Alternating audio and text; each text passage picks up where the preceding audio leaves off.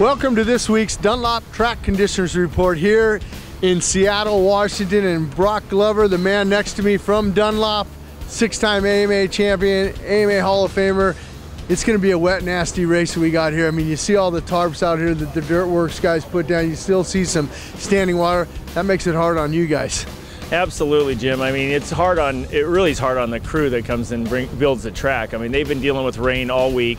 They do bring in a little extra road base. I mean, it is actually kind of a mixture of some asphalt and some other things. It actually wears the tires a lot when the tires work their way down in the deep ruts, and then they have to put a little more drying agent in the track to try to get some of the moisture out. But it's going to be a tough one, no doubt about it. I think they're down to just going to have one practice tomorrow, and you know, I hope the skies do not open up, because if it does, it's going to be a big mess here.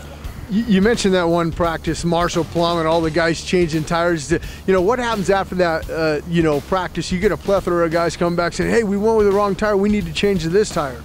Yeah, I mean, no question about it. We know we're going to have to be a pretty aggressive tire. That's in our lineup. That's the MX3S. But you know, if it gets real bad, you might see some guys wanting to go to MX11, which is our paddle tire, our sand tire. And you know, I hope it doesn't happen. But you know, as we stand here right now, we've got a lot of wind. We got a lot of uncertainty in the weather, and a couple of drops are hitting me right now while we're talking. So it's you never know. This whole West Coast swing has been about rain and weather, and then not having a dome here, it doesn't help. You mentioned maybe going to more of an aggressive, muddier tire. A lot of the factories have that luxury of having, over at the Dunlop truck, spare wheels. So in case that, you know, it starts downpouring before the main event, the mechanics can change the tires. Unfortunately for the privateer guys, they don't have that luxury.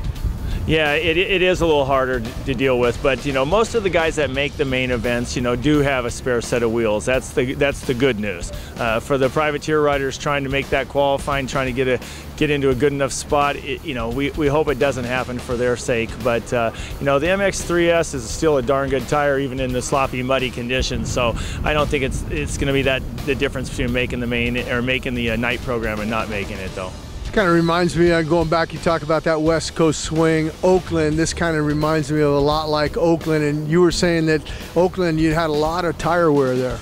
Yeah, it's interesting. I mean, after the race, you know, for those of you who watched the Oakland round, you saw it got a lot of ruts in the track, but there was actually quite a few places that they'd worn down into that road base. And that road base is a mixture of ground up asphalt and stone, and a typical, you know, a substance that you would put underneath the road before you would build the asphalt or concrete over the top of it. And that's what's showing, and it's good for the race to build the track on top of it. It gives a good stability for the ground.